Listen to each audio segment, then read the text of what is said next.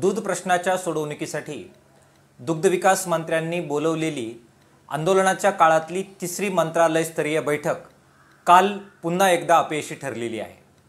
दूध उत्पादक शेतकरी संघर्ष समितीच्या वतीने जे 5 प्रतिनिधी चर्चेसाठी पाठवले होते त्यांनी 40 रुपये प्रति लिटर भाव शेतकऱ्यांना मिळाला पाहिजे आणि हा प्रश्न वारंवार उद्भवू नये, कायमस्वरूपी सुटावा यासाठी दुधाला FRP आणि रेव्हेन्यू शेअरिंगचं धोरण लागू करावं ही आग्रही मागणी केली।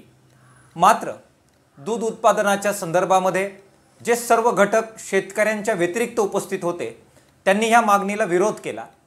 किंबहुना खाजगी दूध संघ आणि सहकारी दूध संघांच्या प्रतिनिधींनी तर अशा प्रकारे FRP आणि रेव्हेन्यू शेअरिंग हे देता येणार नाही आणि 40 रुपयेही आम्ही देणार नाही अशा प्रकारची भावना आणि भूमिका त्या ठिकाणी व्यक्त केली।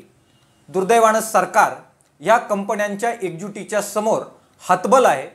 कोणत्याही प्रकारे कायदेशीर अधिकार सरकारला नसल्यामुळे आणि अशा प्रकारचा पेच प्रसंग सोडवण्यासाठी जी प्रचंड इच्छाशक्ती लागते ती सरकारकडे नसल्यामुळे कालची बैठक संपूर्णपणाने अयशस्वी झालेली आहे। कोतुळ या ठिकाणी अहमदनगर जिल्ह्यामध्ये जे आंदोलन सुरू आहे ते आंदोलन आम्ही पुढेही सुरू ठेवणार आहोत। त्याचप्रमाणे दूध उत्पादक शेतकरी संघर्ष समितीचे वेगवेगळे घटक जे संबंध महाराष्ट्रभर 2009 पासून काम करतायत ते सुद्धा आपलं आंदोलन सुरूच ठेवणार आहे। आम्ही एकत्र येऊन हे आंदोलन अधिक तीव्र करू। 40 रुपये प्रति लिटर दुधाला भाव, FRP आणि रेव्हेन्यू शेअरिंगचं संरक्षण जोपर्यंत मिळत नाही दूध उत्पादकांचा लढा सुरू राहील।